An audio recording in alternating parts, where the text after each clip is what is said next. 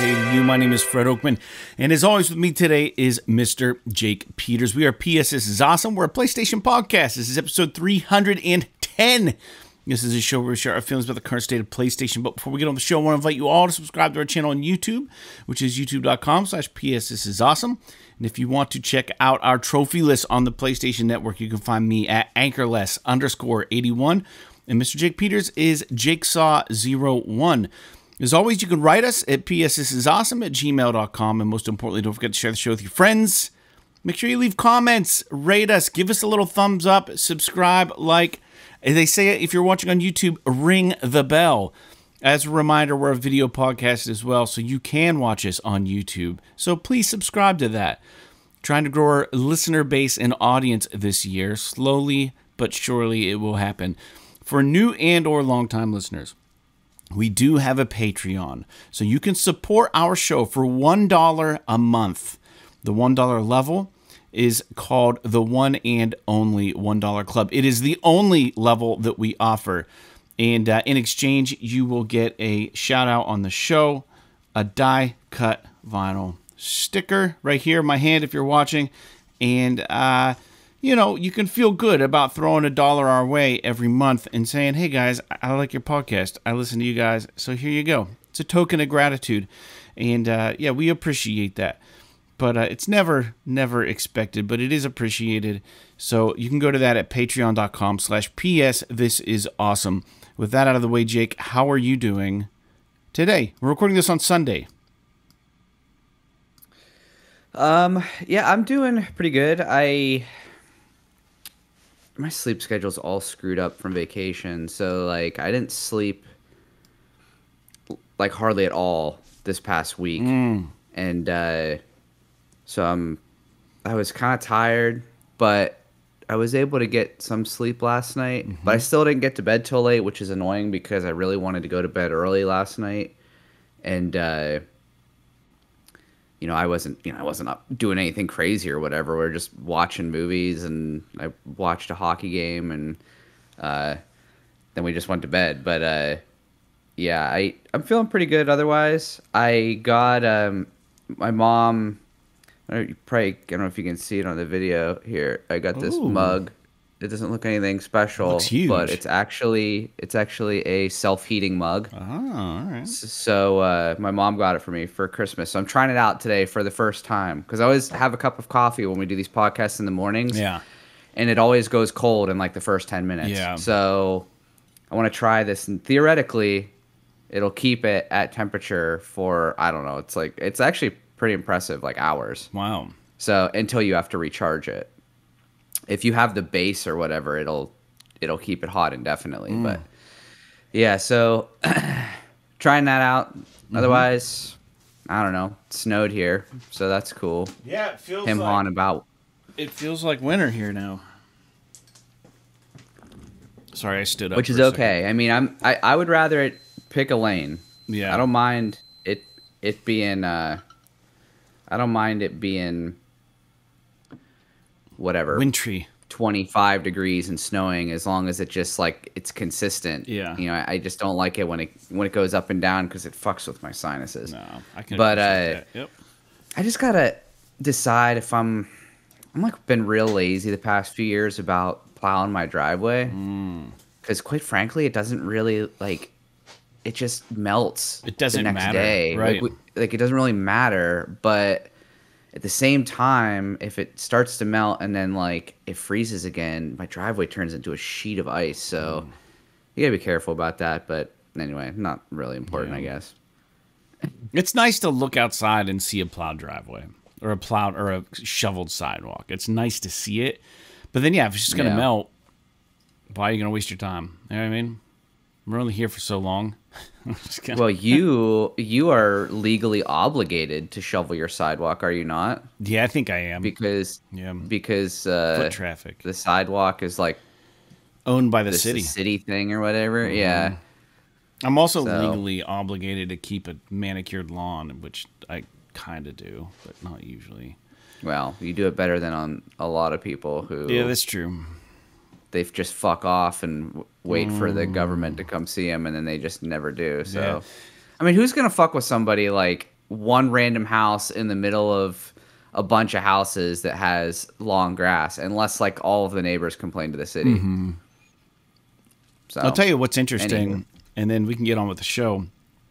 I don't have anything to report on non game wise, except for maybe for anyone that cares. Warhammer, not Space Marine, surprisingly, not 40K. They used to have this, you know, they used to be based in like high fantasy, right? Like all the wargaming shit, like with elves and fucking like dwarves and cool shit like that. So Games Workshop are rebooting the old world right now, and this shit is super expensive. But like, so in 2015 they stopped making all that high fantasy shit with the cool square bases and the minis, and like they just kind of moved into Age of Sigmar and like which I don't play, and you know, the Space Marine shit's always been big, but they've rolled things. They brought things back to what people call old Hammer, which is fucking cool as shit. It's like the minis are just really, they look old school, so it like tickles that nostalgia bone for people. But I wanted to bring that up because that's kind of cool. It's awesome. I'm sorry, I'm just looking at screenshots because I've never seen this before. Mm-hmm. Looks pretty freaking cool. Yeah, the old world shit. I like how the I like how the bases are square, so you can like kind of lock them all together as squads and stuff. Yeah, dude, that's it looks neat. So it looks like a money pit to me, but like it looks really fun. And those tabletop games are all done with like rulers, like your squads can move like 4 inches or 3 inches on the table, you know, and then you angle them and then you roll for, you know, attack and stuff. But it really is like as if you're some sort of battle commander playing your friend's army, you know, and you're just duking it out and got all these cool fucking factions and shit. It's really fun, man. But they just rebooted it, and the pre-orders for the 2 startup kits for the Tomb Kings, and I think the other one was like the Emperor or something. I don't know what it was, but went live yesterday. But dude, for one of these kits, it's like $250, which is insane, and that's just one army. And it's like, how the fuck, like, because this is just the beginning. Like, you know, they're gonna bring out, I'm presuming, a lot of additional miniatures to like, you know, tack on and create different armies. So like, it's weird that they cancel this shit and then they bring it back, and then it's like what was old is now new again and like cool. But I love the aesthetic of these minis and the way that this looks like it works. I know that they still do like the tabletop game with Age of Sigmar and stuff, and they have like the Rat Clans and stuff, and they have some of that stuff going on, but it just doesn't have this vibe, you know, that feels like you're reading White Dwarf in like 1992 or something. Like, it's just cool as shit. I don't know. There's something really appealing about it. I will not be getting into it, but this got me kind of excited though, and the only reason I bring it up is because you guys know I'm a big HeroQuest fan, you know. Been just kind of, HeroQuest is seeing a resurgence. Unfortunately, it's through Hasbro, and Hasbro laid off a ton of people recently, and people are like really worried that like this is the end of HeroQuest, you know, that we got it and they're not going to, you know, provide additional shit for it. But I'm thinking in the back of my mind that maybe Games Workshop saw the interest in HeroQuest because they initially went in with Milton Bradley on the original HeroQuest, and Hasbro bought it out or whatever. But that's why they couldn't remake HeroQuest for such a long time, because Games Workshop owned a lot of the rights to some of it. So they had to work out a deal where they can use it, but not use the Games Workshop titles like Chaos Warriors and shit like that. And they rebranded some stuff. But long story short, now they're going back to the old world. And then it's just like, for those who don't know, there was a game called Advanced HeroQuest, which was strictly Games Workshop, and it was a dungeon crawler, and it used like a lot of this high fantasy shit. And they've also been recently tackling these Warhammer Quest all in one box, like instead of like tabletop gaming, like where you have big armies and like a huge fucking board, it's more like a modular, smaller, here's a board game, but it's all mini based. So here, Advanced HeroQuest was like that. It came with these modular tiles. but they gave you the rules, and everything was created on tables. So like you roll dice and be like, okay, the end of this hallway is a T section or a bear's left, and like you roll how many doors are in this next hallway. So it was completely randomly generated. It's the only game like that of its time, but it was too complex for me to learn as a kid. I have it, but they have since made like Cursed City and Blackstone Fortress, which are like these all-in-one kind of enjoyable gaming experiences that still utilize things from what they were working on at the time, right? So like Cursed City has like these ghoulish grave guys, and like, you know, it's when they were pushing like that necromancer shit. And then like Blackstone Fortress has, I think it's kind of like knights with like Space Marine Knight kind of shit. So my excitement is like if they do another Warhammer Quest box, an all-in-one gaming thing, are they going to tap into the old world? And then if they do, and they see the success of Hero Quest, could this spell out a remake of Advanced Hero Quest, Warhammer Quest? Be fucking dope if they did this. It would light the world on fire. Like, people would go absolutely apeshit. Anyhow. Or at least the 12 people in the forum that you visit. Oh, no, man. There's so many people that would just fucking lose their mind if this happened. Here, Advanced Hero Quest is still arguably the best dungeon. Not Hero Quest that we played, Jake, but the Advanced Hero Quest is like apparently like... I've never played one quest of this, but I've watched playthroughs and stuff, and it is awesome. It's super cool the way it works. Yeah, you're not really tied to any kind of specific character. There's like true character creation and stuff, and a rule for stats, and then you make your guy, and then you go into this fucking windy, anything can happen, procedurally generated dungeon with your friends, and it's fucking wild. But it looks really cool. But anyways, enough about my nerding out. We're going to talk about video games today. We were talking about Lawn, and I will digress real quick. Have you seen the YouTube videos of the guy? Chelsea and I have been watching this guy. I don't know what he goes by. Where he has a YouTube channel. He's like a landscaping dude. He's just him, though. And he's like always really nice. He's like about paying it forward and shit. And he'll go to like these neighborhoods and like he'll find someone with just like the most atrocious looking fucking yard. And he'll just knock on their door and be like, hey, you know, I noticed your grass is getting kind of tall. Do you have any I'm going to film this. You know, I'm just trying to get my channel up, but I do yard work. Do you have any objection to me just cleaning up your yard? Is that fine? And then like he'll find like some of the nastiest fucking dirtiest, like sidewalks don't even exist anymore. They're all overgrown, you know? And he just he's so nice. He's like, hey, it looks like, you know, grass is getting a little long here. Do you mind if I, you know, trim up outside? You know, is that fine? And they're like, well, what are you going to charge me? And he's like, no, it's on me. It's nothing. And some people like don't believe him. And some people are like, oh yeah, hell yeah, whatever you want to do, man. Yeah, fix it up. Like just people who don't give a fuck about yards. And it's just like, he goes out and he makes these videos, these time-lapse videos of him cleaning up people's yards. And it tickles the same like funny bone that like playing Power Wash Simulator tickles. It's like you slowly watch this fucked up looking yard. And like, of course, he speeds up the video, but you still hear the sounds of lawnmowers and weed whackers and, you know, and he's like using the edger, and he just uncovers shit that you would have had no idea. Like these really nice sidewalks that wind and stuff that were just buried by yard. And he's like shoveling all this fucking loose grass out and using a pressure washer. He does it for free, but then like he has millions of views online and he's making all his money on YouTube, which is really fucking smart. But dude, like he has some interesting things too, where like cops will pull over and stuff and like be like, hey, what do you, like he had one landlord, he thought the place was abandoned because it had like notices on the doors and stuff. He's like, I'm just gonna fucking clean the yard up because this looks like shit, you know. And he's like, I'm gonna video it. And like a landowner showed up because a neighbor called. They knew who owned the property, and he showed up and he's like, what the fuck you doing? And he's like, dude, I'm cleaning the yard up.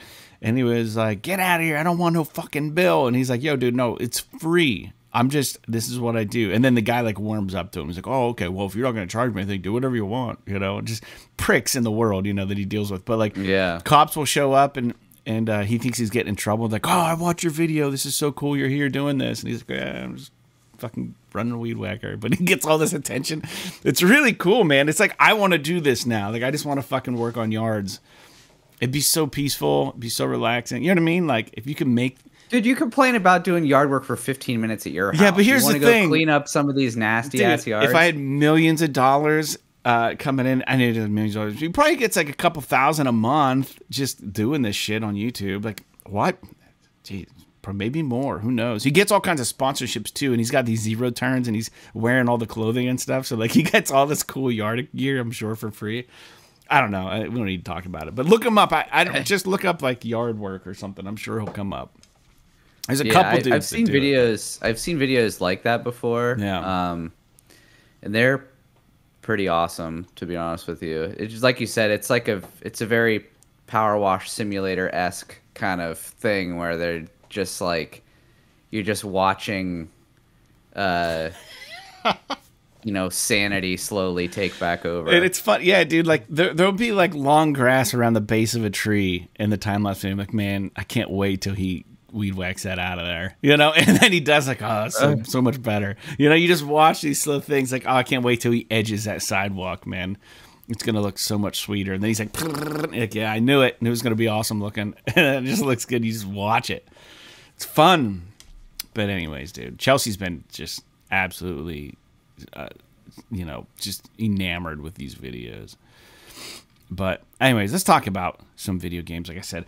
So, dude, I didn't even get my notes started yet. Every episode we talk about games that we're currently playing. If you're unfamiliar with our show format, I am still not back to Resident Evil 4 in VR. My neck is much better. I'm probably going to jump into that this week, finish it out. But I have been diving deeper into Final Fantasy XVI, which I haven't played yet all the way through. And I know Jake has played it, but I'll tell you what, like, there are some twists and turns here that I didn't anticipate, which is nice. But they really, I know I already talked pretty much at length about the game last episode, but as I dive deeper, I've got a few more things I wanted to say about this that I think is, like, I don't know if it was ever discussed in reviews or stuff, because I didn't want anything spoiled for me. So I kind of stayed distant from this game when it released. But Jake, I think, like, this is going to be spoiler free. I think it's weird that this feels like a game, but at the same time, it doesn't really feel like a game to me. There are a lot of cutscenes. I mean, there are a ton of cutscenes, like, and which is fine. And the gamey moments are definitely gamey. And the combat has gotten difficult. I've died once now, but it's like it's almost like you don't even need the traversal, because, like, getting from point A to point B in this game isn't really fun. It feels very rinse and repeat, and all those old Final Fantasy. Before anyone starts writing it, I know that they get grindy, but, like, it's not really fun fighting the non-boss characters, because it's just like, I feel like I can just trounce them, and it's like boom, boom, boom, boom, boom, boom, boom, kill them. Okay, grab the gill, and then you go a little further, and then you see something glittering in the distance, and you're like, oh, I better go make sure I pick that up. And then there's like 3 enemies that pop out. They're not even a challenge, and it's just like I feel like the game, in that regard, while I understand what RPGs are and what Final Fantasy games are, I feel like they could have done something to make it feel like it respects my time a little more. That's my only real critique of it. The environments are fantastic, but it seems like there's a lot of nothingness in this game, if that makes sense. Like, there's a lot of empty, this is pretty, but doesn't serve a purpose. Like, there are corridors I'll walk down in, like, open cities, and I'm like, oh, I wonder what's down here. And, like, it looks awesome from a distance, and then you get to it, and it's just like the you've reached the edge of the sandbox, and there's nothing. And it's like, okay, like, this looks really nice, but, like, I don't know, man. I like the story, and then some of the things that happened in this game with the world traveling, I don't know. It's like, if you're gonna take me there, just don't make me, I don't know. I guess I don't think it's fun getting to the final battles in the missions. You know what I mean? Like the getting there seems tedious to me. I don't know. Maybe I'm an outlier, but like it just seems the game's good, the story's good, the mechanics cool. I like the way that you can cycle through the different powers or whatever, the icons or whatever, and it's fun. I've got a lot to go. I think I've got like 15 hours in or 16 hours in right now, but I have 3 skills now. As far as that, you said there were like 7 or 8. Yeah. So what did you get the lightning skill? Mm-hmm. So you just started like sort of the second act of the game where you're it's like 5 years later or whatever. Yeah, that was like out of nowhere, and yeah, you know, without spoiling things, you have a different name and you're like, "What? What's going on?" Like they said before the game launched that there were 3 different time periods in the game. Okay. I didn't pay attention. But, yeah. Yeah, but I mean that's obviously I guess I'm just curious what your expectation of the game was before you started playing it, because it's your take that it's a little bit easy is not uncommon. Mm-hmm. Like a lot of people think that the general combat in the game is a little bit easy. I don't want it to be hard, but it especially if you go out of your way. I mean, even go out of your way a little bit just to sort of keep your stuff upgraded or whatever. I will admit some of the like item stuff to me seemed a little pointless, but like I don't know. I think that it's not a game about exploration so much. Right. So it's more about getting to the next point. Yeah, and I can understand maybe if like you don't necessarily love the way that part of it works, like maybe they should have just made it more linear. Yeah. But I think that just like the reason why people like the game so much is just the characters and the story and the aesthetic of the game. Oh, it is awesome. The boss battles and all of that, which they're all great. All that stuff is great. The stuff you're talking about. It's this. I think the stuff that you're talking about, I can totally understand. Where it's like when you're just kind of out in the world and you just like have random encounters, they're just sort of like whatever, or you just like kind of run around them or whatever. You know, it's not like the most. Like I got to a point where I wasn't even fighting anything. I was just running through the open world sections just to get to the next area or whatever. Yeah. And the side quests are kind of crap, but there are some in there that are really good. So it's like, I've been kind of got to pick and choose. So again, game design, and then I want to hear what you're playing. We don't need to spend much time with it. And I also don't want it to come off like I'm shitting on this game, because I'm clearly I've got 16 hours in. I'm enjoying the hell out of it, and I keep coming back to it. But I guess what I didn't expect it to be. I think I don't know. It's almost like it couldn't decide whether to be linear or open world, and I think like they're in this weird middle ground where like. It's like, man, you could have really made this an awesome linear game. Like Final Fantasy VII, right? What they did with Final Fantasy VII, that feels super linear to me, the remake. But it's awesome. Because like... Yeah, I mean, it has open sections, but they're much more contained than what Final Fantasy XVI is. Like, you're like running around in Midgar or something like that. But it seems, and it just seems like 7 is put together, and of course the stakes are higher in that game. They had to fucking kill it, but like, I don't know,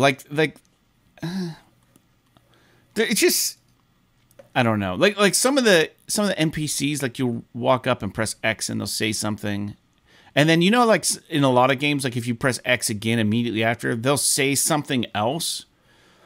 Like give me two different spoken dialogues. Like it's always the same thing in this game. Like it's like that just seems like there's like a shiny veneer on this game, but like deep down, it's really a simple game. Like it doesn't seem. I don't know, man. Like the cutscenes are beautiful, the story's beautiful. It's interesting, especially with the real time. What the lore is really interesting. Yeah. I feel like it needs to be either a scotch more linear or like way more open, and they're trying to juggle both, and because you have the open world map, but then you can go anywhere at any time, but there's literally no reason to go anywhere except for where the mission is, like because what are you gonna fucking do? Like you go there and it's just like there's literally nothing I can do here. Like, there's nothing. I can look at everything, but, like, I could, like, get one vocal line or one spoken line from NPC characters, and that's it. Like, they're not going to give me anything different, whether I come back or not. And then it's like, I don't know. Like, it's weird, because it is beautiful, and you can tell they put a lot of time into it, but, like, some areas I feel like it's like what you expect going to... China would be like. It's like, like you see like some of these auto dealerships in China, and they're like, it's like a car that looks like a fucking Jeep, brand new Jeep, but it's called something different, and it looks like a legit car, and they're selling it for like, I don't know, $15,000 or $10,000 US dollars, and you're like, how can this even be real? And then like the guy, like I saw a video where this guy gets inside and like, it looks like an LCD display, but it's not. It doesn't do anything. And like it's all just fucking, like it looks so nice. The paint job's beautiful. The tires look brand new. It looks like, you look at the console, it looks like it's got like Bluetooth and all the fucking accoutrements.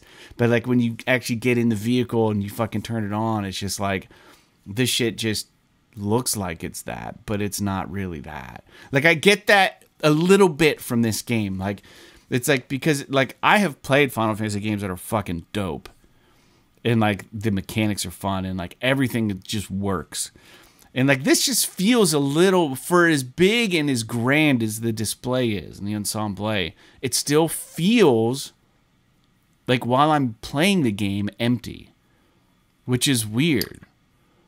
I feel like your expectations are a little too high for what the game is. You're probably right. Yeah, no, I don't know, man. You're like, oh, I just played fucking Phantom Liberty. Now I want to play Final Fantasy 7 or 16 and expect everything to be that, in depth.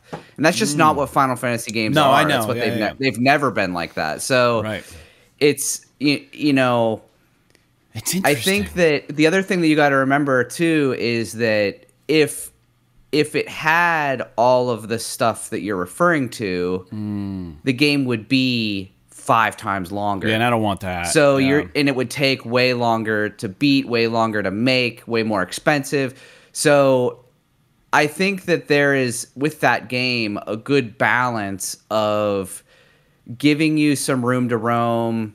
I do agree with you that sometimes it's like, okay, like let's dial this in a little bit, but I think that, dude, I it's one of those things where like I kind of like that I didn't have to worry about spending 3 hours grinding, running around town talking to everybody 100 fucking times. And I'm not saying that that's a good or a bad thing. I'm just saying that we often complain on the show about how games are way too long.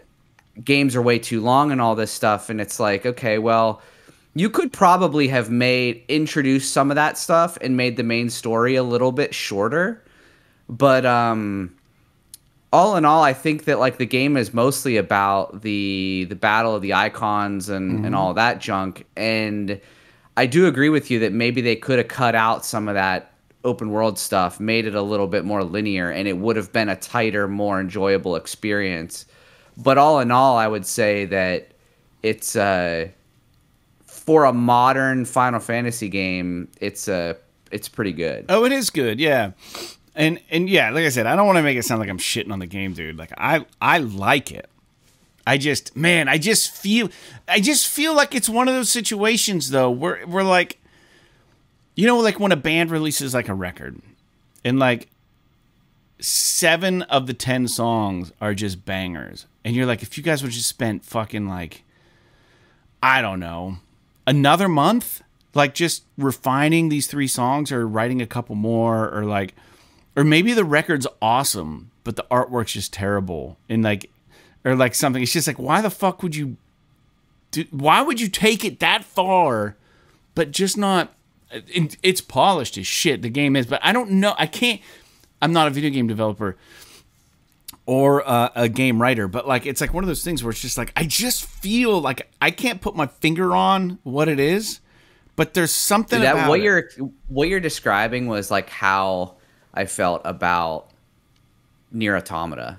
Interesting. Where it's like Nier Automata is good, but I'm just like, this world feels like empty, and it's like, yeah, I'm fighting these things, but I'm not really getting much doesn't out of it. Doesn't feel relevant, and or like, yeah. So like, but that said, the overall experience is worth that part of it. Right, right. Yeah.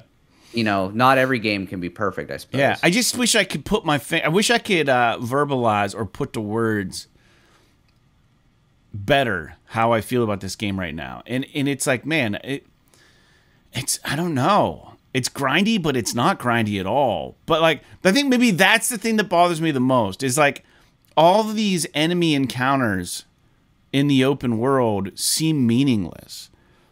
But that's what Final Fantasy is. But I never had a problem with it until now, for some reason. You know what I mean? Like, I don't know if my tastes have changed, or like if it's just like I don't know. Like, and they kind of put meaning. Some of the side quests, like, oh, there's some scorpions that just, you know, took over the marshlands. You know, we need you to clear them out or whatever. I need you to get the recipe, the piece for the recipe, and that you can only find them in these animals, and they're, you know, really hard to find. I think some of the side quests, and we will get on more of the show, guys. Sorry. The side quests are interesting. Like I'm at the second hideaway. Minor spoiler. I won't tell you what it is or where it's at. I found another hideaway. I'm there, and it's like you get a side quest from somebody, and they're like, "Oh, go give these meals to the rest of these people." And then you go, and you're walking around, you find 2 or 3 different people, and then the last guy's just like, "Yeah, just give me the rest of the meals. I'll give them to the rest of my people." And you're like, "Okay." And then it's like, now you have to go back to the guy who gave you the meals, to tell him that they appreciated you giving them the meals. But like the walk back to this guy now has been lengthened, because like the last target was like the whole way on the other side of the hideaway. And like you're just trying to run back to the guy to complete the side quest. And it's just like, man, it just feels like a total waste of my fucking time. Like, and you don't even get anything out of it. So it's like, yeah, I feel like in areas like that. And then like some of the side quests are like, oh, go kill these monsters, or my friend went missing. And then like you have to go to the world map. You go find him. And then like there's no quick travel to like where the actual thing is. So then you have to run through all of this area where sometimes there's not even any enemies. And you're just running through this like vacant open world, taking left turn, like 3, 4, 5 minutes of me getting to the point, and then I find the person, and there's like 3 scorpions like attacking them, and it's like I kill them in 2 seconds, and then they're like, oh, thank God. And then it's like, now you got to go back to town and tell the person you found their friend. Then you go back, and like you can't just warp back to the person. You got to run back through the hideaway, and it's like, found your friend. And like, oh, thanks. Here's like 10 gil. And it's like, God, what the fuck? Like, in that regard, it doesn't feel like it respects my time. But like overall, like, yeah, the side quests are pretty bad. The main story is awesome. A couple of them. Yeah, it's all good, dude. And I love, dude, I'm so into like the beginning of the show I was talking about like Old Hammer and the old world and shit. Like dude, the dragoons are awesome looking. The fucking dragoons in this game look so fucking rad. They got like the really long like lancer thing that has like the big blade on the end. The first time you see a dragoon in this game, they're like perched up on the very top of like this castle wall, and they're standing so fucking like eloquently, like almost like a ballerina or something, this huge suit of armor. and it's like ching, and they're holding this thing, and it drops down, and you gotta fucking fight it. It's so fucking rad because you're just like, this guy means fucking business, like the Assassins of the Knights or something. It's cool, man. I love all that shit, but yeah, just little things. They could have just done something just a little more, and I think it would be even fucking better. But I do like it, and I'm gonna beat it. Jake, what are you playing? So I've been playing that. I'm still playing that Prodeus game that I talked about last week. Mm-hmm. The sort of like retro shooter, I guess you can call it. Still really enjoying it. I've been getting to levels that like I really don't care about. Mm-hmm. For example, Doom has this thing where it's like, oh, you get so far and then you go to hell and now you're playing in hell and all this crap. Mm-hmm. So they have this part of the game where you go to this Prodeus dimension, and the levels are just kind of like annoying because they're just like visually puzzling and stuff. And one of the things that I loved Doom growing up, but one of the things that used to bug the shit out of me was when I would get lost in levels because because of how they were like visually, they just all kind of ran together. Yeah. It's kind of like I want to say it's maybe the library mission in Halo or something like that, where it's like you're literally going through the same room over and over and over again. I mean, they're different rooms, but they all look exactly the same. So you get kind of like, am I turned around? Am I going the right way? Whatever. But I kind of got through that section, and I'm back to like the fucking war-torn space stations and shit like that, which is all super fun to play. Outside of that, I've been playing a lot of Resident Evil Village VR. Oh yeah, really like it, dude. I finally got comfortable with the movement, so like I don't get wobbly anymore like when I'm walking around. Stuff feels natural now. Yeah, sometimes. Well, like, and I switched to the smooth movement as opposed to the snap movement, and it does make the game a little bit easier now that I can play that way without getting sick. Yeah. I will say that there are instances that I don't like.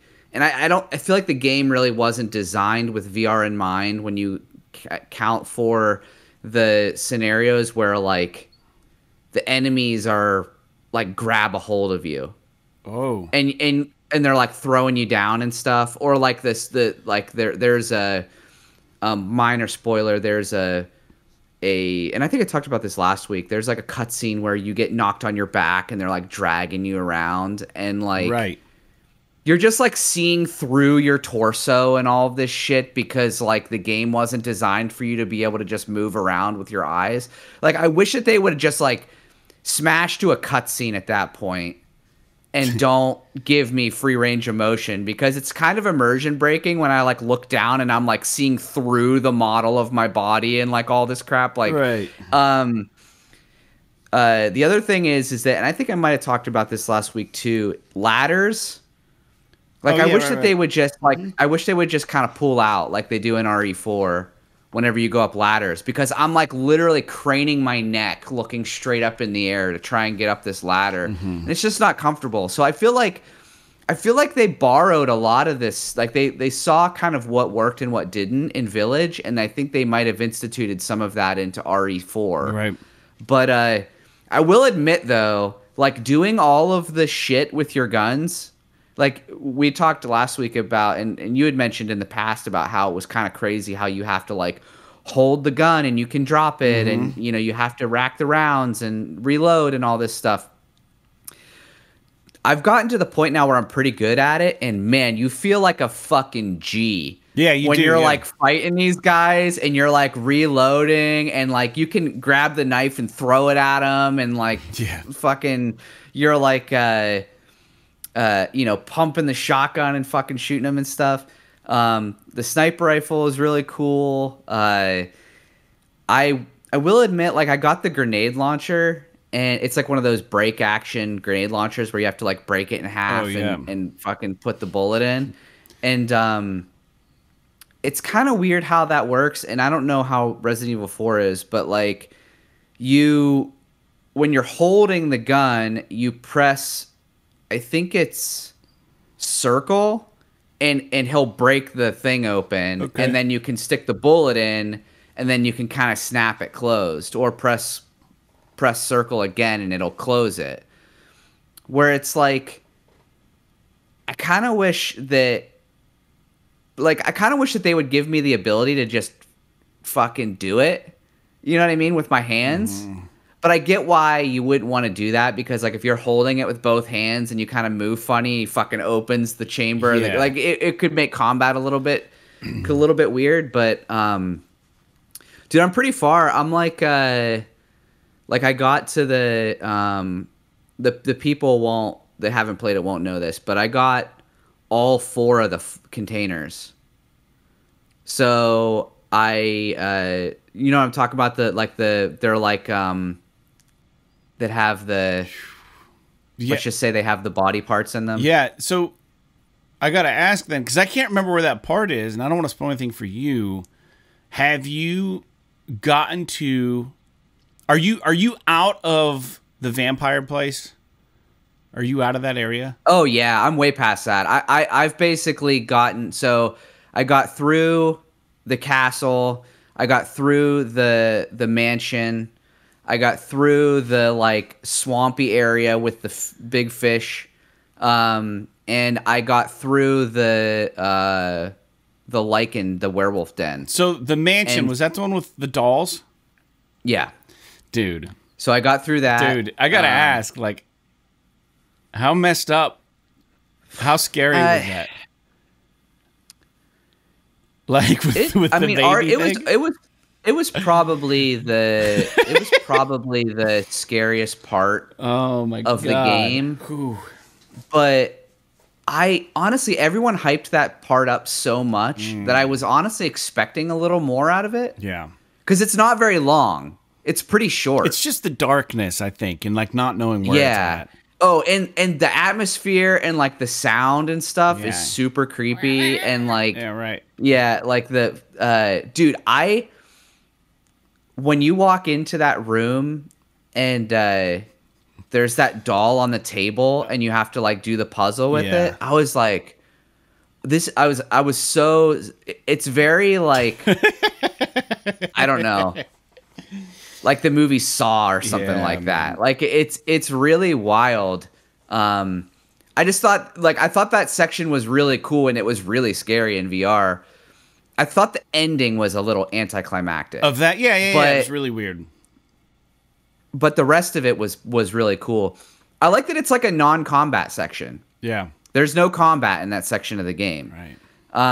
Well, other than like the very end portion, which is kind of like minimal combat. Really easy, but I will admit though that like, dude, the boss fights are so fun in VR. Yeah, the Resident Evil boss fights are awesome. They're way more fun in VR than I think they would be like in flat screen, because like it really lets you sort of just unleash with all your weapons. Like you're not controlling your ammo anymore. You're just like, I got to use everything to kill this guy. And like, it's really cool. I like, dude, the castle by far has been the longest section of the game for me. Like it took me 5 hours to get out of the castle, and then it took me like an hour and a half to get through the next 2 sections. Dude, I bet you it's so awesome like, in VR, that game. But I will say that, do you remember, it's not super clear in the game, when you pick up an item in your inventory, it brings up like that box to the side. If you drop it in there, does it discard the item? Is that how that works? No, I think what it does is you can access it at the typewriters. Oh, so you can't get to it like out in the field. It's like a vault kind of. Right. Okay, that's cool, because there's some guns that I have that I'd like to shelve, but I don't know where I can put them, and I don't want to, you know, like I have the first shotgun, I have it fully upgraded, so I want to like kind of save it, but I don't, you know, really use it right now because I got the other one, and so I will admit though, dude, the freaking revolver in this game is wild. It's like that Wolf's Bane revolver or whatever the fuck it is, and it's like it holds like 4 bullets, but you only need 1, really. Like, it's so awesome. But it's such a pain in the ass to reload. that it's like you really only want to use it whenever you're really really need it. Yeah, dude, I really believe that these Resident Evil games are so much better in VR than they are on a flat screen. Like, I think it's once you get past like the little hurdles, like I don't know that I can play it on a flat screen again. Like, because like it just seems like it'd be so easy. I will admit that I agree with you, but I do think that like I wish that everything was a little bit sharper still. Like, I know that there's some sacrifices they have to make for VR and performance and all that kind of thing. But like, dude, when I pick up the notes, like the text is just fucking blurry. Like I can read it, but it's not sharp. Yeah. But then like I don't move my headset at all. I boot up Beat Saber. I can read everything perfectly fine. So like it has something to do with the perspective when you're holding it. Yeah. And this might be a me thing because I have a very narrow bridge, so I have to have the lenses all the way together for me to see things. And it could just be that like because you have to hold them in front of your face and they're not like way out, you know what I mean? Like maybe that's why. Could be. But everything else looks good. And you really get kind of, especially when everything's dark. Oh, dude. Like you really get kind of into it. I think at some point you should go back to it and play it. I will. 'Cause it is really, really fun. And like I'm seriously considering picking up RE4 when I'm done with this just to try that because I've played that. I played that game. I beat that game once or twice, but it's been a long time. Like I think I beat it on PS2. Yeah. So it's been a long time since I've played it. I think I played like a little bit of the remaster or remake, or not the remake, but the remaster that they did on the PS3 or whatever. But yeah, so needless to say, other than the fact that like my back and my knees and my fucking feet are killing me when I'm done playing, like I really enjoy playing Village in VR. That's good. And I think I just maybe need to wear shoes when I'm playing it. Because the problem is that like I think I just subconsciously lock my knees when I'm playing it because like I don't want to like move around or whatever. And I think that over the course of an hour doing that, it just like my knees get sore, my feet get sore, my back gets sore because I'm just standing on like a hardwood floor in my slippers. Just be careful not to step on the cord when you do that because you won't know if you're standing on. I mean, I do. I make every effort not to move my feet at all when I'm playing because you don't need to. Right. But yeah, I guess that's all I have to say for now. But I'm really enjoying it, and I'm planning on seeing it through the rest of the way. Like I said, I'm like 9 hours in now, so I might as well just finish it. And I really like playing it. Oh, so. I can't. I will admit though that like probably the worst part about playing it in VR, where like I kind of wish I could boot up a flat screen save, is like the backtracking stuff where you're like, oh, I got the fucking handle, now I can go unlock all the wells. You know what I mean? Like it's not really super. It's a little bit clunky just navigating the world when you're just running around the village and stuff when you're in VR. Right. Like you could do that way smoother with a controller. Yeah. But it's a small price to pay, I think. Yeah.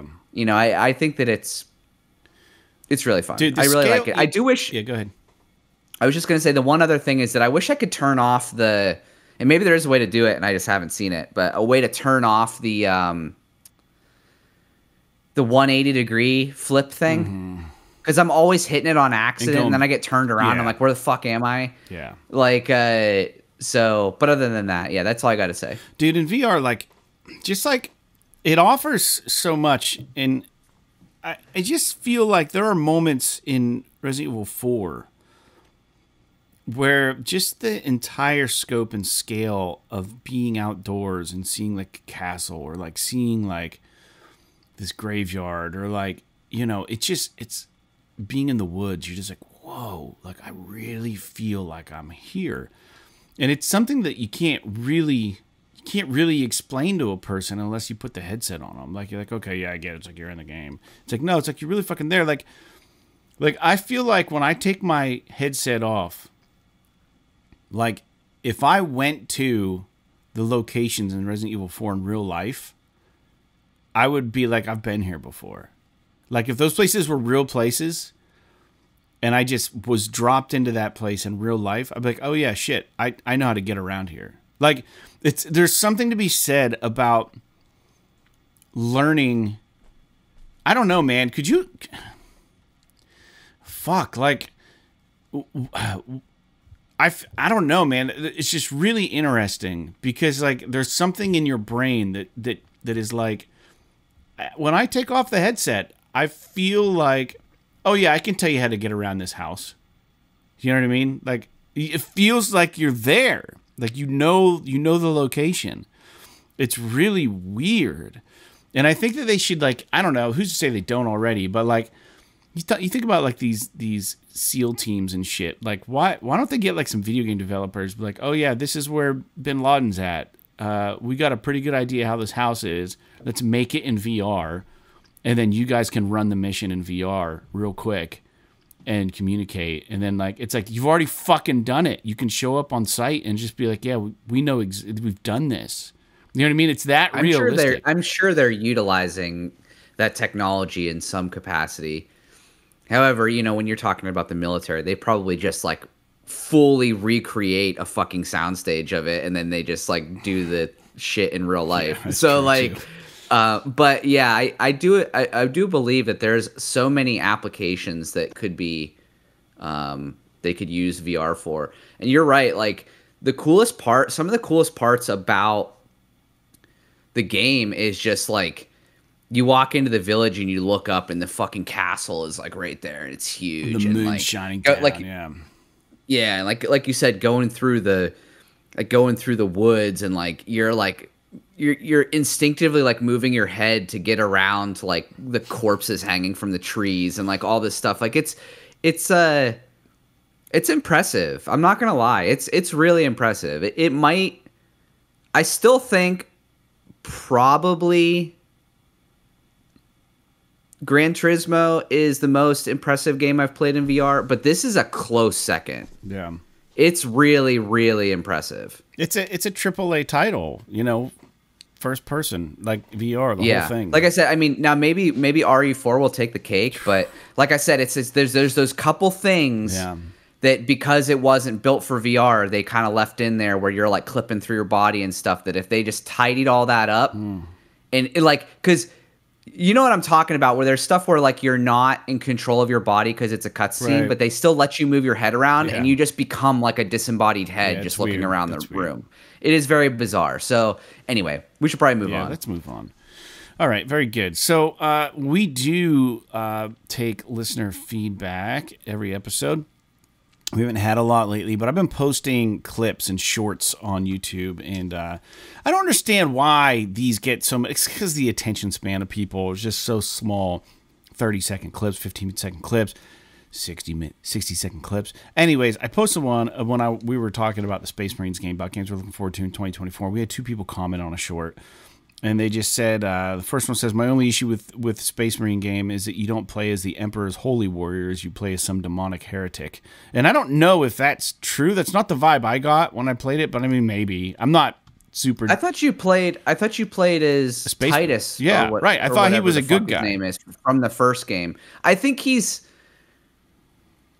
I don't know that he's... I think he's not demonic. I think he's just like a...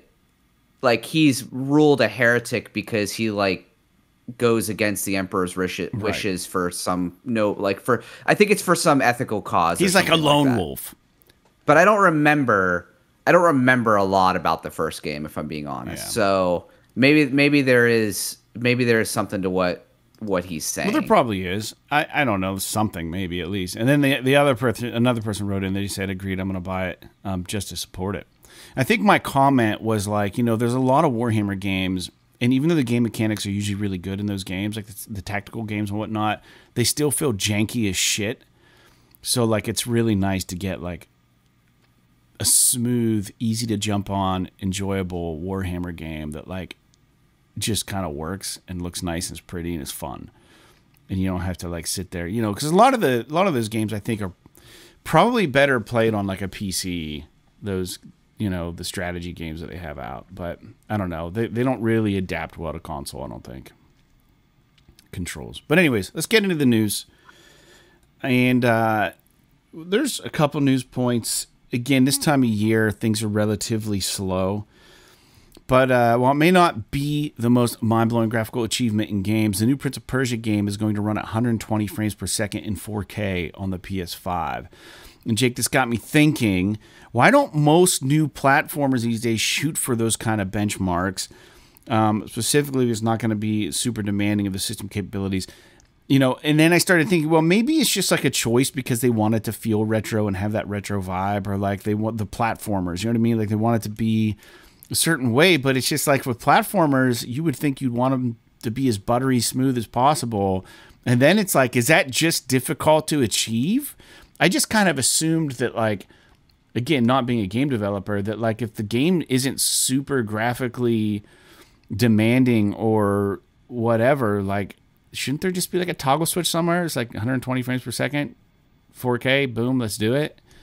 I mean, if the game is optimized enough so that the PlayStation 5 can run it that fast. But the problem, I think, with most games not being 120 frames is that there are games, specifically shooters and stuff, that would benefit from this. The problem is that I would argue that a majority of televisions don't have 120 hertz refresh rate. There you go. So, not that you can't still get something out of 120 FPS on a 60 hertz TV, you just can't take full advantage of it without the full refresh rate of 120 hertz television. Yeah. So, I think there's like a market element there too. Like, you know, I don't know that. I think that it's, plus there's also diminishing returns after you get past 60. Like 30 to 60, there's a huge difference. Yeah. 60 to 120, there's a noticeable difference, but it's not huge like it was from 30 to 60. And then from 120 to 240, like, I think Destiny supported that, pretty didn't negligible. It? The 120? Destiny, I think, supports 120. It probably does. All these games basically do on PC, but on console, they might have 120 hertz. I mean, a lot of games have 120 hertz mode. Yeah. But I don't know how. I think it's just like 120 hertz and 4K is really difficult because 4K resolution, your textures are big. So loading them and running them at 120 frames a second is difficult. So I think that it's going to become probably a standard here in the future, but I would argue that even like the PS5 Pro, whenever that comes out, its target is going to be 4K 60, not 4K 120 for everything. Sure. So like, it's impressive that they're doing this, but you wouldn't see this on the PS5 in a game like Call of Duty or fucking Final Fantasy XVI or something like that. It just, like, the way that the graphics are rendered, it just can't handle it. Yeah. But because this is like a 2D, 2.5D kind of game, they might be able to squeeze a little bit more out of the console. Yeah, and it seems that's exactly because they're not rendering a ton of stuff. Right. Yeah. Well, I thought it was a cool news point. So it is neat. Yeah. The game looks good. Sands of Time, I think, is what it's called. But no, that's the old game. What the hell's it called? I've got it down lower in the notes. I don't know where the fuck I put it. It doesn't matter. It does matter. Let me find it. Oh my gosh. I thought I had it on here. The Lost Crown. Persia. Yeah. Sorry. And it's actually the very next news point. So let's get on with it. The next news point I have is, and I forgot to mention real quick, this podcast airs every Wednesday free for everybody on your preferred streaming platform. But if you do join the Patreon, usually you get the episodes a little early. So I forgot to mention that earlier in the show. I had a mental note to say that. So Sony has come out, Jake, and announced, last episode you and I talked about our most anticipated 2024 games. They've come out and announced in a non-announcement way that the Silent Hill 2 remake and the Metal Gear Snake Eater remake are scheduled for a 2024 release this year. And that announcement came in the form of a game trailer showcasing games coming to PlayStation in 2024. The trailer also includes obvious titles that we know are coming out, like RE7 Rebirth, Stellar Blade, Helldivers 2, Rise of the Ronin, and again, just a quick recap, Like a Dragon, Infinite Wealth, Prince of Persia, The Lost Crown, Concord, which is one we didn't know. They're saying is coming out in 2024, which is interesting. Pacific Drive, Silent Hill 2, Dragon's Dogma 2, Forever Skies. Forever Skies looks interesting also. And then Jake, The Plucky Squire, the game you were interested in. And then we didn't know, I don't think we knew that the casting of Frank Stone was shooting for a 2024 release date, but it's in this trailer. And you can watch this trailer on the official PlayStation YouTube channel or on their PlayStation blog. They also dedicated a little mini website, which is like an editorial on the PlayStation.com website about these upcoming games. So it looks like Concord's going to be released, which is interesting. And again, like I said, Silent Hills 2 remake and the Metal Gear Snake Eater remake are all coming this year. They're saying. Now, we've seen games show up in trailers like this, but not hit the window, right? So this isn't a de facto, this is for sure happening. I think this is more of, we're going to do everything possible to make this happen. You know, some of these games. But, like, we'll see. This doesn't mean that these games have all gone gold and they're fucking set. But what do you make of some of these titles for sure? Like, especially, like, the Concord announcement. Forever Skies looks neat. I didn't even know what this was. And then, again... Looks like a exploration kind of survival game. Kind of building bases and kind of shit. I don't know. First person. But I think you said... You have here RE7. You mean Final Fantasy VII? That's what I meant. Yep. But other than that, I think that, like, we talked about a lot of these games last week or 2 weeks ago or whatever the fuck it was, and yeah, I mean, I'm excited for a lot of them. I mean, obviously, this is just you know, these guys saying what is planned in quotes to come out in 2024. The chances of all of these games coming out next year are almost zero, but or this year I guess I should say. But you might as well pump it up if you can, like Concord and what else did we have on here? Stellar Blade. Like, we don't have release dates for those. Even Silent Hill 2 remake and Snake Eater, the first two you mentioned, like, we don't have anything about those games. Right. So now maybe we'll hear something at, like, the Game Awards, not the Game Awards, the Summer Games Fest, or maybe Sony is planning here in the next couple months. Maybe they're planning, like, a big showcase where they're going to announce the release dates for a lot of this stuff for maybe the fall or something, or the summer. But if all this stuff comes out this year, I mean, that'll be pretty great, but I have a hard time believing that it is. I'm just hoping that, like, obviously we know we're getting Final Fantasy VII Rebirth, which is really exciting. Yeah. And Helldivers 2, obviously, Rise of the Ronin, Like a Dragon, Prince of Persia. Like, some of these games we know we're getting. Dragon's Dogma 2. But there are a few big ones on here, like Silent Hill and Snake Eater, that and even Concord, that we know nothing about. So Concord, we know nothing about that game. Yeah, we haven't seen gameplay at all for any of those games.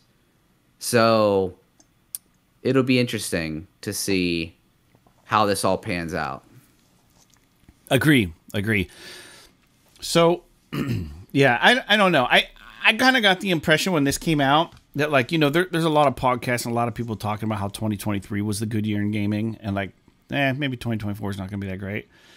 So this kind of felt like Sony's response to that is like, what, we got an ear to the ground. We know that people aren't super stoked about this year and all the game releases, but don't forget, all this shit is planned for 2024. So they might have padded this video a little bit just to get people, you know what I mean? Like, who knows? Like I said, it wasn't an official release date announced for these games. It just said coming in 2024. So next news point, and I kind of like RoboCop, but this game I didn't play, but it got a lot of attention from content creators and gaming sites, and even Digital Foundry did a thing on this. It's that RoboCop Rogue City game. and it came out in 2023 as a first-person shooter.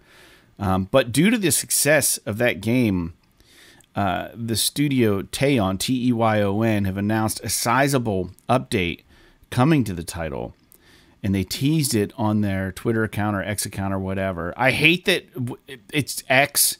I guess I should just say on X, but like, God, it sounds so stupid. Just say Twitter. Yeah. But anyways, for those who don't know, Teyon is a Polish video game developer, and they were founded in 2006. But this game got a lot of attention, and a lot of people are saying they're it's underrated. Like, it didn't get any accolades really, and didn't really get many shout outs, if any. But it seemed like anyone who played the game really kind of liked the campiness of it, and like just like how well they nailed the aesthetic of the RoboCop series, and like it looked like it was a labor of love. So I said the game was fun. Well, I think it's a game for RoboCop fans. So if you're not a fan of RoboCop, you might play it and be like, "What is going on in this game?" I don't know. You know what I mean? Like, yeah, I don't know. RoboCop's pretty fucking goofy. So it could be. Dude. I mean, plus it's I'm sure it's probably a solid like 7 out of 10 or something like that. It's like probably a pretty decent game. I don't know, but man. Then on top of that, 9 out of 10 on Steam. Like, is this one of those games that like is just kind of become a meme that like people just like want to, you know what I mean? Like, I'm gonna go to OpenCritic real quick and see, because like, say there's no way it's got a 9 out of 10 on OpenCritic. I gotta look, but like, here's the thing. I'm looking. Sorry, guys. RoboCop Rogue City. 73 top critic average, fair on OpenCritic, 67% recommend it. So, I mean, nothing surprisingly, never mind. Yeah, I don't know what I'm talking about. But anyways, I don't know. Like, is this game worth visiting is kind of the question. They're offering an update to the game. Like, do we wait a little bit? I'm looking at like the main reviews. There's 2 that are less than like a 70%, and it's PC Gamer and Games Radar Plus. Everything else is a 70 or higher. So I mean, it's got to be worth something to play, right? Like, they have to have gotten something together for this game. I don't know. To me, the UI looked terrible. Like, I saw video footage, and it was just like, RoboCop can like zoom in on bad guys like through his like HUD in his mask. But like, I saw someone just like shooting, and everything. It was like target acquired, target acquired, target acquired, target. It's like, and the enemies were everywhere. And I'm just like, man, I wouldn't want to play a game that did that the whole time. Like, you know what I mean? Like, I don't know if that's like a special that you get, or like if it's constantly just like shoo, shoo, shoo, shoo, zooming in on bad guys. Like, it was cool. The effect is cool, but like, I don't know. I just got to play it maybe. If there's a demo, I might try it. Are you interested in this game at all? Like, yeah, I mean, I'm definitely interested in it. Am I going to play it? I don't know. I mean, it's got to be one of those that would be like it was on sale or we got it on Plus or something like that. Plus would be awesome. Like, I'm definitely not going to go out and pay full price for it. Not because I don't have faith in the game, but because I'm just not like, I'm not a diehard RoboCop fan. Like, I feel, based on what I've heard about it, I almost feel like I got to go watch the movie and then play the game. Yeah. So Murphy. Yeah. So we'll have to see how that goes. Yeah, I don't know. I guess on how long to beat, they say it's like 9.5 hours if you don't want to see everything, but like 17 if you want to see everything. I hear like you can like go and issue parking tickets and shit as RoboCop, which is like hilarious. And really weird. Probably not a fun thing for someone like me who's complaining about traversal in Final Fantasy VII. I don't think issuing parking tickets in RoboCop would be up my alley, but it sounds funny and cool. At the same time, I don't know, just mysterious. But all right, let's go to the next news point, man. This one is kind of a no-brainer, just based on how the company's been ran. But CD Projekt Red have publicly stated, I think several times, but again recently, that they're not looking to take any offers for acquisitions of their studio, despite a lot of interest right now in them from outside sources. So, I mean, this doesn't surprise me. They you know, they're one of the studios that are ran and operated by shareholders. And like, I think that, you know, they clearly, man, I'm of two minds about this studio. Like, I love where they get to when their games come out, you know, eventually. Like right now, Cyberpunk 2077, like you said, Jake, it's just fucking amazing with Phantom Liberty and stuff. Like, it's so fucking good. But that thing released and it was laughable. It was just like, what? You know? But it's awesome now. It's so good. And it's like the same thing happened with The Witcher 3. Now, arguably, The Witcher 1 and 2 weren't knockout games, but they were still getting their footing. But like, even their game Gwent is really good. And like, Thronebreaker was really good. And like, I loved those games. So like, they're a great studio, and I think they have so much talent, but like, it's a double-edged sword being owned by these shareholders, because, you know, you go to these meetings and you know, they're going to be pushing for, well, we need you to release the game. You know what I mean? And it's like, if it's not fucking ready, and I don't know if that's the push from people who, you know, have partial ownership of the studio, or if it's more so the people in charge of the game projects. Like, why do these things get released and they're not ready? They almost build hype too soon on the games they're working on. And I don't even know if it's intentional. I think some of these stockholder meetings, shareholder meetings that they have are public. So the games and news media picks up on the shit they're talking about, and then they get all the fans excited about it. And then the studio in turn feels pressured to fucking churn shit out. Like, I don't know, man. It feels like a double-edged sword. Do I want them to get acquired? I don't think so. I think, you know, they've proved that they are doing good shit on their own. But have they lost a lot of faith on day one releases with all of the gaming audience? For the most part, I would say yes. They have. Like, I don't know that I want to buy a CD Projekt Red game day one. And I was day one Cyberpunk. I was like, no, it's going to be good. And then I fucking bought it. And then, like, it crashed a lot. But I still saw the potential of the game and I enjoyed it. But, like, it's crashing a lot on the PS5, dude. Or whatever the fuck. I was playing it on PS5. It was crashing a lot. And it bothered me mainly because I wanted to believe in the studio. Not so much that the game...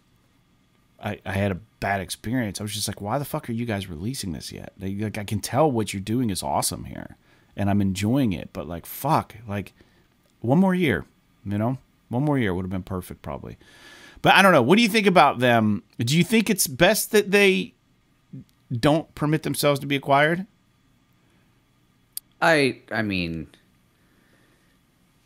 it's all kind of a moot conversation, because if someone comes in with a big enough fucking paycheck, they're gonna probably get acquired. You think so? So it's like, you know, I don't know that's really a super thrilling statement that they made. I don't know that it really means anything, but it's probably more or less to put fans at ease if they're worried that, you know, it might be exclusive to one platform or another. But I don't think that they need to be acquired, but I do agree that it would be good if they weren't controlled financially so much. Like, they definitely the last two releases, they definitely dropped the ball on the launches. I mean, they were like, oh well, Witcher 3 launched like shit and we were able to get away with it, and the game's great and everybody loves it. And it's like, well, you forget, like, you guys were nobody before The Witcher 3 got great. Right, it's true. Now you're somebody, and you release a game that's fucking shit, and you've now have this giant target on your back. Right. So it's, you know, you can't, not to mention that it's bad business when you're talking about like how you treat your fan base or whatever. Yeah. But I do think that like an owner like Sony, for example, would never let them release a game like that. But they would just make them get it right. Or they would delay the PS4 version or whatever. They would just cancel it. But that said, I think that like if they can do it on their own, it's better that they do it on their own. I agree. Like there's no reason for one of these fucking mega companies to come in and buy them. Like that's just more consolidation that I'm not going to say is good or bad, but I'm not going to say it's bad, but it's definitely not good. Right. Like the only thing that, like I said, the only thing that could maybe be good about consolidation is one of these larger companies coming in and quote unquote saving them. But it's like, okay, I guess that's fine. We'll get the next Witcher game, and it'll be pretty good probably. But now you've got one company that owns how many studios, and it's like, okay, I don't know. It's all in all, as far as we're concerned, it's probably fine. It's whatever. As long as I can play the games, I don't really care who owns it, who owns what, and who gets paid for what or whatever. Right. But I think it's good that they're staying independent, or trying to anyway. Yeah, we'll just have to wait and see. I mean, one thing about CD Projekt Red that I've noticed is that like they have a very strong public relations sector now. Like they post videos all the time on their YouTube channel, like talking to the audience, and like they do these Gwent showcases, and they do the Q&As with developers, and like I think that happened after the Cyberpunk debacle, and now I'm like, I think they overcorrected. I think they share too much now as a studio, and I just kind of want them to go dark and just show up when they have a new trailer for The Witcher, or show up when they, you know what I mean? Like I don't need to hear about CD Projekt Red every week. You know what I mean? But I don't know. At the same time, like they are a relevant studio, but they're no more relevant than your Sony Bend or your whatever. I mean, granted, they made 2 amazing games, but yeah, I mean, they're not without folly, you know. But it's saying like once bitten, twice shy, and it's just like, I don't know, man. I'm curious to see what happens when the new Witcher game releases. Like if a ton of people just fucking buy this thing and then it just tanks. Like it's still a legit concern that this could happen still. You know what I mean? It really could. So I hope they learned from it. But yeah, as long as they don't fuck up like they have in the past, I don't care if they're owned or not by shareholders or a company. But just fucking learn and get your games right when you release them, you know? And then I got no beef with you. All right. Next news point, Jake. This is a game that's been both on our radar, maybe not our radar so much as maybe just our interest from Don't Nod. That Banishers Ghost of New Eden game. It's getting more trailers right now. And there was an article on Push Square indicating that they think that maybe Don't Nod is concerned that it's getting lost in the mix. And people are maybe not talking about it enough. My interest is peaked. Yours is peaked. It looks interesting. Mm-hmm. The graphics look good. But upon review of the latest trailer, again, there's no action in it. It's just, there's no action. I don't know what this game is. I want trailers where there's combat. Are there? Yeah. I haven't seen it yet. I also haven't been glued to this game, like looking at everything that comes out. Let me look. Ghosts of New Eden combat. All right. Official combat basics. Okay, yeah, I guess there is. You're going to get some audio on the podcast, and I apologize. Can I mute that? Yeah, let me mute that real quick. I just want to see.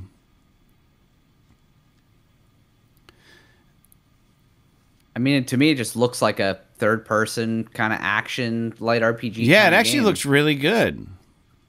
I'm actually kind of impressed with what I'm seeing right now. There you go. It looks like a God of War kind of style game. Did you say that already? Yeah, it just has that kind of third-person action, sort of melee, fantasy kind of flair. I love that. I love that he looks like a Civil War soldier, and he's got like this cool that whatever rifle he has, he's like cocking it like a shotgun. Is it a shotgun that he's got? Well, he's got like a musket or something. I don't know what the hell it is, to be honest with you. It's like a flintlock. It's a flintlock gun. You can see him dump the powder in the barrel on his reload, which is fucking rad. There needs to be more of that shit in games. That's really cool. Anyways, enough. I don't know. Jake, anything about this game? Are you still excited? Are you worried that this game's going to get lost in the mix? Between Rebirth and like Helldivers and... It's coming out at a really, really funny time. Banishers, Ghosts of New Eden, release. February, yeah, dude, February 13th. February is fucking packed. Do you think this game doesn't get the attention it deserves if it turns out being a good game? Like an Immortals of Avium situation? I don't think it's going to be that bad, but... It could, to be fair, I mean, we haven't seen a ton of marketing for it until recently. Mm-hmm. So, they haven't really been pushing the game all that much.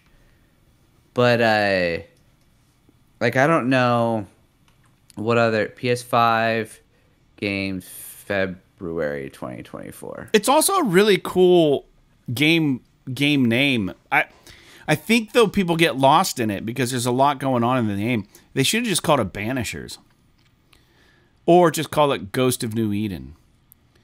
But putting them both together makes it seem maybe too much. It's hard to say. You've got Suicide Squad, you've got Persona, you've got fucking Final Fantasy, you've got Helldivers, you've got Skull and Bones, Pacific Drive. The Brothers remake. They should have waited to the second quarter to release Dude, Dark Forces remastered. Not that that's going to be a big thing, but I think it's cool. Yeah, man.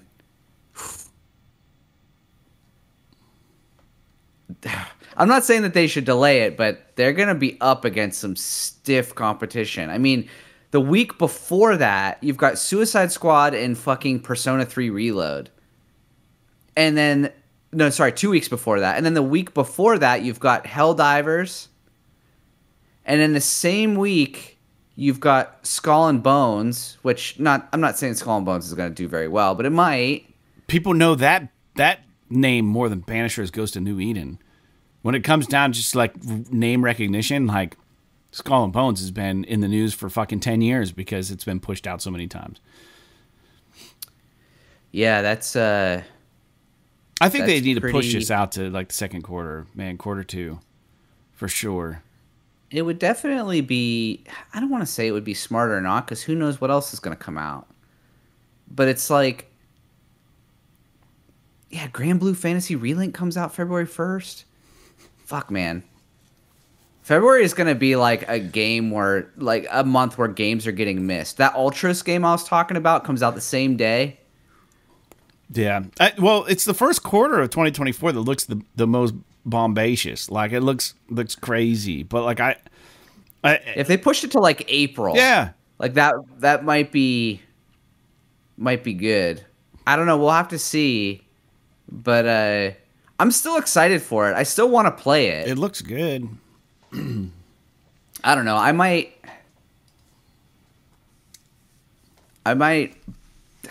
Dude, I want to play Persona. I want to play fucking this game. I'm definitely playing Final Fantasy. So I don't know, man. It's going to be You're tough. Have to take a vacation to play them all. It's going to be tough. I mean, I'm going to be playing games from February probably until July. Yeah. So, because I don't know how long Banishers is going to be, but Final Fantasy VII will be an easy 40 hours, and Persona 3 will be an easy 40 or 50 hours.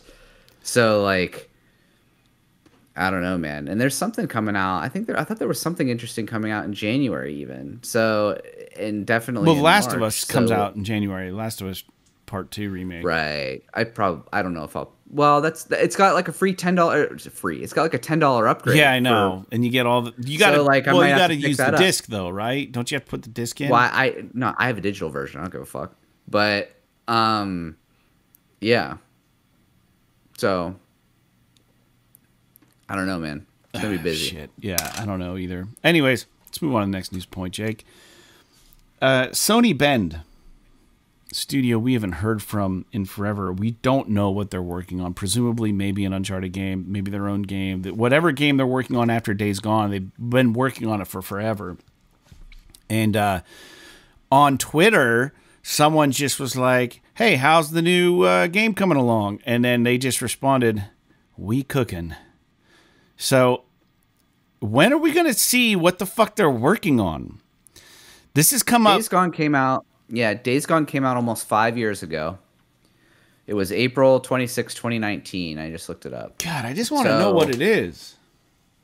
So dude, that's got to be one of the games that they're going to have to announce maybe this year. But I'm sure it's based on what we heard about that studio after Days Gone. My guess is that they did nothing for probably the first 2 years after that game came out, because it was all kinds of like arguing internally and people leaving and like Uncharted games getting scrapped and like all this other shit going on. So they probably didn't really start the game until, plus then COVID happened. So probably they didn't even start the game till 2021 or 2022. So, but we'll have to see. Maybe I'm wrong. Maybe they got something. Maybe we'll see it here soon. But I hope they come don't know out what and anyone's just doing. blow people's minds with whatever the hell they got. You know what I mean? Days Gone was not a bad game. Like I played on the PS5. God, it's good. It's not a bad game at all. It's pretty. Yeah, good. I heard that like the worst part of it is that there's a tedium aspect to some of it, where you have to do a lot of running around. That if they had tightened that up and shortened the game a little bit, that it would have been great. And obviously, it had like those crazy performance issues at launch, but it definitely seemed like a game that was worthy of a sequel. Yeah, I played and beat it. It was good. So I don't know, but we'll have to see. I mean, hopefully they're using that technology that they created, or all of that stuff that they created for Days Gone. Maybe they're using it for something new. Yeah. But I mean, do we need another third-person open-world action game? Maybe not open world. A third-person linear action game would be nice. Yeah, but no one's doing that anymore. So, all right. Well, that's one of the reasons why I'm just loving this fucking Resident Evil and freaking that Prodeus game. It's just like there's only one way to go, baby, and you just go right through it. It's nice. It's like yeah, it's so fucking awesome. It makes me wish that like I almost get annoyed. Like I don't want to say annoyed, but it's almost a negative now on some games when they're like, it's open world. I'm like, there's 80,000 different endings. It's not gonna probably make the game bad, but you know, I just want the game to like, I want to be. That's one of the reasons why Naughty Dog games are so great, is that you get kind of shepherded through a curated experience, and they're allowed to tell you like the story exactly the way that they want and put as much polish as they want on it. Now, we can obviously argue a bit about arguably the worst part of the last two Naughty Dog games are the fucking open world sections. Yeah. So, Lost Legacy, I hated that part. And Lost Legacy was basically all open world, which I fucking hate. Like, and then I don't want to say I hated part Lost Legacy. I hated the open world part in that. It had one little open world section, and it was annoying. It's like, why even give me this? And in Uncharted 4, I did not like driving the Jeep around the desert. Right. It had an open world part too, which was the worst part of the game. So it's, I don't know, like when I'm buckling up for a story or like an experience, I want to like there are games that I want to be open world. Yeah. Like I want fucking Skyrim to be open world. The whole point of that game is exploration. Right. But I don't want The Last of Us to be open world. Yeah, trim the fat. I don't want I don't want Resident Evil. Like Resident Evil, in my opinion, is not open world so much as it's like a Metroidvania. Yeah, it's really where good. It's like you beat a section, and then it's like, now I got a new tool. I can go back and unlock a section that I didn't unlock before. Mm-hmm. But it's not like, here's this big fucking sprawling world, run around and just happen across the things that you need to finish the next part of the story. Like, dude, open world can be done. Dude, dude, sorry, I didn't mean to interrupt, but the more I think about Resident Evil as a game, like these later games, they're almost perfect. Like, really. They're really great. Especially, dude, I think Village is a huge step up from 7, and I loved 7. Yeah. Like, I think that, like, they took what they made in 7. Like, it's in 7, I feel like they were really honing in on the first person aspect of it. But like, I feel like in 8, they really brought it back to like Resident Evil 4, where you've got like the gothic themes, and you've got like the way that the inventory works, and the merchant, and even the merchant. It's cool as shit. The Duke in fucking Resident Evil 7, or sorry, not 7, Village. He references the merchant from Resident Evil 4. So like, it's just so, like, I feel like, I don't know, man. Those games are good. I love it. Like, I think it's so good, and I'm yeah. pretty amped to check out the RE4 remake. It's but so good. that's not really what we're talking about. We're talking about Sony Bend. Yeah. But we got derailed. Sorry. I'm okay with it being an open world. But more recently, I've been tapering off on them. Like for example, Horizon Forbidden West. I loved the game, but it got to a point where I was just like, I'm not doing any of this stuff anymore. Like, I'm like after I was in the game for 30 plus hours, I was like, okay, I'm mainlining the rest of this. You know, do some side quests here and there to make sure I have all the resources I need to do the things and build the equipment and all that crap. But like, I'm not doing all the puzzles. I'm not doing all the fucking little dungeony things and all that stuff and all the little side quests and everything. Some of them are really good. Right. But it's just unfortunate that it's like, this world is so big that like, I don't want to run around for 50 hours or 60 hours or 70 hours. Like, I want to do that, but I don't know. Like, The Witcher 3 was another example of a game where it's like, I love the game, but like, The Witcher 3 is one of those games where they like make it worth your while to explore the side content. Right.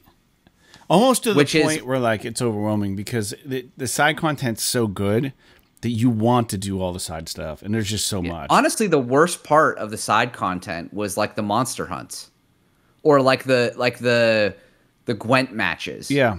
Because they're just like, there's nothing narrative or special about those. Really. I mean, there's some narrative to the monster hunts, but it's like every single one of them is the same. It's like, go to the area, use your fucking Witcher sniff sensor or whatever the fuck it is.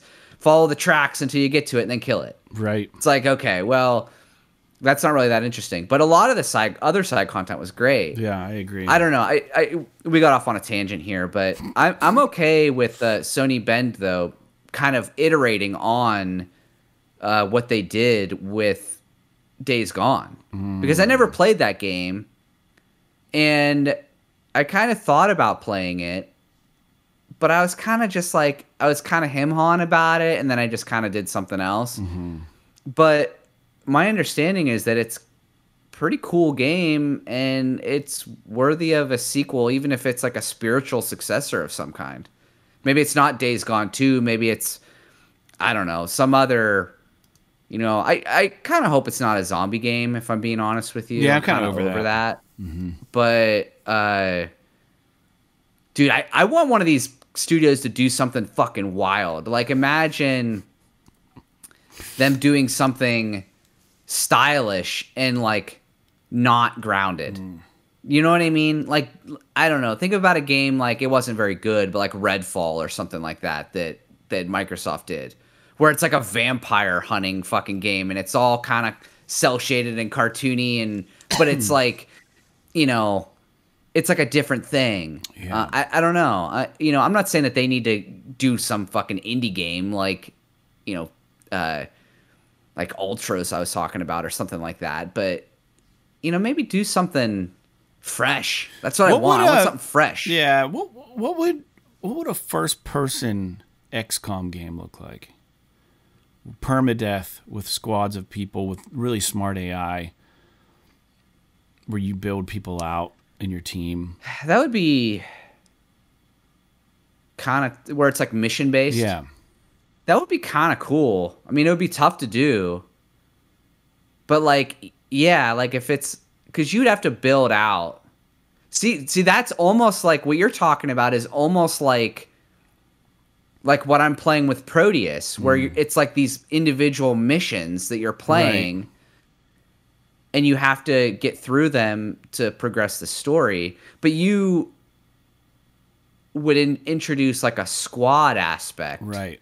And with some like minor base building and characters. stuff, right? For leveling up your characters, like how XCOM does. But like all first And person. you could have like a selection of like which character do you want to play Right. as, Which one do you want to and be? each character could have like a unique build and stuff, which would be kind of cool. So There'd be a lot to think about with the mechanics of that, though. How you would bounce around between the characters, if you could even do that, which one you Yeah. would select, how long do the missions need to be, But, like, because that would maybe dude, make the game really big. But I know you're not a multiplayer gamer, but let's just say that it's multiplayer. It can be. And you play as a character you build out, but if you die, they're gone. And you got to come back and build another character. Like, that would be cool as shit. I feel like yes, I agree with you. That could be like you could argue that Destiny is kind of similar to that, but what you're talking about is like this idea of An online roguelike or something. You would be kind of adding like a roguelike or like a extraction shooter kind of element to it, where it's like if you get fucked in the level, like you're done. Like you got to make a new build. Yeah, you got to start from So, scratch like, for the character. But they would have to institute it in a way to make it like, part of the reason why XCOM is so good is because of like the base building aspect and deciding how you're going to spend your resources, Right. and that directly affects what gear your guys have and all that kind of junk. So you need that element in some capacity. So let's say like the base exists. Now we're like making a game on the podcast, but like let's say the base exists still. You don't lose the base, but you can only utilize facilities in the base. One facility each visit to the base. So like you spend all your resources to get all the shit, but to level your character up, you can only level up one part of it, and then you got to go hit a mission, and then you got to come back and you can do it again. You can use any facility, but you're still building the resources to make the facility bigger. But like it like penalizes you because you can't just like all of a sudden use it all at once and be awesome again. Like you got to put a little bit of work in. And then you can be selective about like, oh, I want this. I want to be able to go in with a fucking flamethrower. You know what I mean? So I'm going to make sure I use the armory on my first mission. That way I can fucking steamroll bad guys. They're like, it's a pretty cool idea. I don't know. There's something there. Yeah, definitely. All right, let's quit talking about that shit because someone's going to steal the idea. Well, I hope they do. Last news point, and this is not really anything really new, but we know that Sony doesn't really take part in conferences and stuff, but they do usually have their own thing during CES, and they're hosting their own conference during CES this year. It's going to actually air on the 8th, which is tomorrow, Monday. So most likely before you hear this podcast, Sony will have had their conference. And as a reminder, the CES is the Consumer Electronics Show, and it typically focuses more on hardware stuff. Not always, though, but typically that's what Sony tends to lean towards during this showcase. And last year, they demoed their PSVR 2 headset. So what do you think we see? Do we see the PlayStation Pro? I mean, it could be there, but you would think that they would do that at like one of their own kind of showcase kind of events. I kind of got maybe not. I mean, maybe they will. Maybe they will talk about it here. I'm guessing they're going to talk more about like TVs and fucking audio and shit like that. I don't know how much they're going to really talk about PlayStation. That's a good point. It kind of was on the impression that they were still just doing their own thing, but it was going to be during CES. So I don't know that they're actually showcasing anything at CES per se, but they have their own conference or something. I don't know. Maybe I'm wrong on that. It's the minutia of the situation, but you're probably right. I don't know what they have. I mean, I wouldn't be surprised if they talk a little bit about the accessibility controller they put out. You know what I mean? They released. They'll probably go over some of the details on that. because I don't know what the sales numbers are on that, and it'd probably be a good opportunity to remind people that exists. And then, I don't think we're going to see anything about PSVR 2. Maybe they'll, I don't know, who knows? It's not really a place for like announcing things, but more or less showcasing what they've been able to do. So probably not a PlayStation Pro, but maybe the DualSense Edge or like this DualSense whatever for the accessibility controller they put. I forget what it's called. But yeah, I don't know. I'm not excited really for this, but it would be nice. Oh, you know what? I forgot to bring this up. So, I've been playing VR. I meant to talk about this earlier. But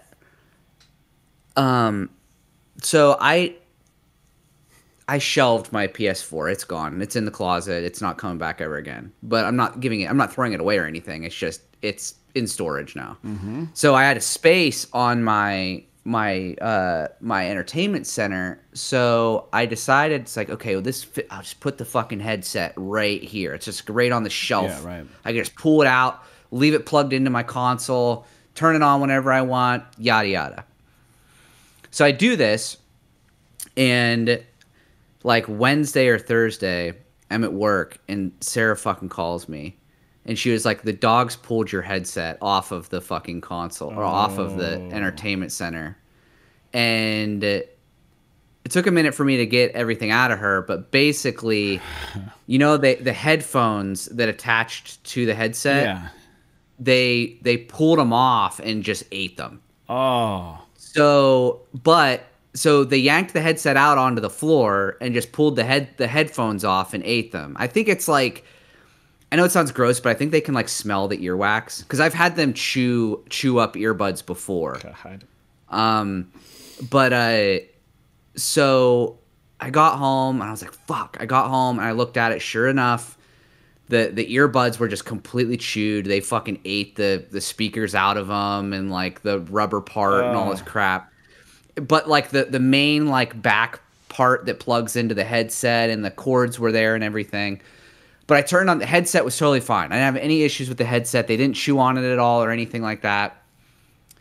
So I was like, fuck, I don't want to wear like regular earbuds with this. Or I don't want to plug, because you can just plug regular headphones into the back of the headset. Right. It's just like a regular headphone jack. But so I was like, you know what? Fuck it. And I ordered a Pulse 3D headset. Oh, okay. Whatever the new one is. Yeah, right. Is it called the Pulse 3D? It's something like that. Yeah. 3D Sony. Yeah. So they have the Pulse 3D, and then they have like the fucking Pro model or whatever it is. Elite. Yeah. But the Elite version, just like, I don't think there's anything super special about it other than it has like better microphones or like some other crap. Shit, yeah. I don't know. I mean, the thing's fucking ugly. I don't really like it anyway. But I was like, I just looked up real quick. I was like, I bet they designed this to fit over the VR2 headset perfectly. Yeah. And I just like looked up real quick, like on Reddit. I'm like, what the fuck? And people were like, yep, fits perfectly. So I was like, great. Ordered it, $100. Came a couple days later. It actually came on Friday. Yeah. Got it set up. Works great, dude. I fucking love it. It's so. Is it wired? It's so nice to not. It's wireless. Oh. So like, it's so nice to not have. I mean, you can use a wire, but I have it wireless. Is it a dongle? So it's nice to not. Yeah, that's the That's what I was gonna say. Okay, sorry. Is it the thing that I don't like about it? Is it's got a fucking dongle? Like, why does it have a dongle? Why is it not Bluetooth? And so, or why does it not, like, even if it's not Bluetooth, it should natively pair to the PS5. Like, why do I have to have this fucking dongle? Now, thankfully, there's 2 USB ports in the back of the PS5. So I don't have to have the dongle sticking out of the front where I have, like, my charging cord and all that stuff. So I just stick the dongle in the back of the PS5, forget about it. Technically, you could say it is kind of nice because then I could take that dongle, plug it in my PC, and I could use the headphones for the podcast or whatever. Like, you can use it because it's got the dongle. You can use it anywhere, not just on your PS5. But, yeah, I mean, better than the earbuds that came with it. It's better. yeah, it's more comfortable for sure. Sound than the quality? earbuds. And the sound quality, I would say, is More low end, probably. I don't know if it's better, but it's definitely bassier. Yeah. Like there's more low end for sure because Yeah. it's got the bigger drivers in it. I played Beat Saber with it right after I got it, and it sounded pretty good. Yeah. Like I said, it's got a lot more low end to it, but I don't know if any of the games that I've played have true 3D audio enabled, because this headset is theoretically it's 3D audio enabled to work with like the PlayStation's Right. 3D audio The Dolby Atmos chip or whatever it the is. fuck it is. It's in there. I don't know what it is. So It's called like the I don't know. I might have to Hurricane or look. something, wouldn't it? Yeah, like maybe it's coming out like I don't know, fucking tomorrow or something. The Last of Us 2 remaster or whatever the hell it is. I wonder if it's got the Tempest audio enabled or whatever. Right. Because if it does, maybe I'll check it out just to, see how that works, because I've never really experienced it. But yeah, I don't know. I just wanted to say that because we're talking about hardware, and they announced these, I think, at CES last year. I could be wrong think you're about right. that. That and the VR. No. It was at the showcase. Okay. Remember? Because they announced the little earbuds too. Okay. And I looked at the earbuds, but I was like, you know what?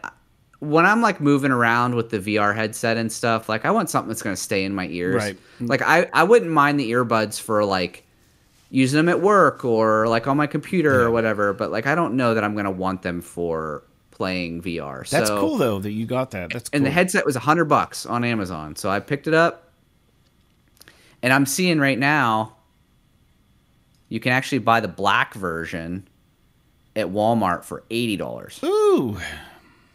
So I bought the white version just because it would match the headset. Mm-hmm. But yeah, just like most of the PlayStation styling right now, it's fucking ugly as shit. But it works really well, and I really like how the earmuffs, how they feel. Like they're very comfortable. Good.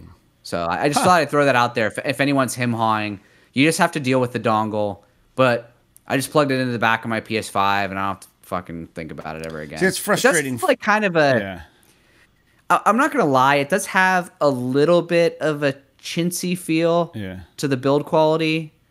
But right now I'm not really worried about it. Right. It's just like the buttons and stuff. You know how like whenever I know you've got like little buttons in, like sometimes it feels a little chintzy. Yeah. Like how they press, like the click, like something's weird Not about it. satisfying to push them in. Yeah, right. Yeah, so there's a little bit of that, but that said, I like it. And I'll probably be using it some more, but I guess we can close things down. Yeah. Nothing else left to say. That's annoying, the dongle, because the front USB-C I use for the headset, obviously. Mm-hmm. And then the USB input or whatever I use for a charging cable for my controller. Mm-hmm. And then because I have all these PS4 games and stuff, I have my PS4 hard drive. I think I have a hard drive plugged in. I don't know. I think I have something plugged in to one of the USBs on both of them. Something's plugged in. No, maybe only use one. I know I have another charging cable plugged into one of the back so that I can charge both of the VR2 hand controllers at the same time. Dude, just buy the fucking dock. Do you have it? It's so nice. And it's For what? It's like $50 For the VR controllers. Oh, I didn't know they had a dock for the VR controller. Yeah, I bought it when I pre-ordered the headset. I pre-ordered the dock too. Jesus. And it's like I want to. You could probably. Does it set the helmet on there too, or just the controller? No, it's literally just a cradle. You set the Sense controllers in it, and it just charges them. And then you don't and it plugs into the wall, so you don't have to worry about using. Yeah, that's what I got to do then. If I'm gonna try to do a different headset with that, yeah, interesting. There is a because then you don't have to use two USB. Because if you want to charge them both, you kind of have to use two USB. Which ports. is what I do when I'm done playing. I plug each one in. Right. Yeah, interesting. All right. Well, shit. Much advised. Yeah. All right. Well, that's all we got today for the episode. I hope you guys enjoyed episode 310 of PS This Is Awesome. And we always appreciate support. So head over to Patreon if you have $1 to spare each month. Hook it up, and then we'll send you a sticker. Make sure to like or subscribe or ring the bell on YouTube.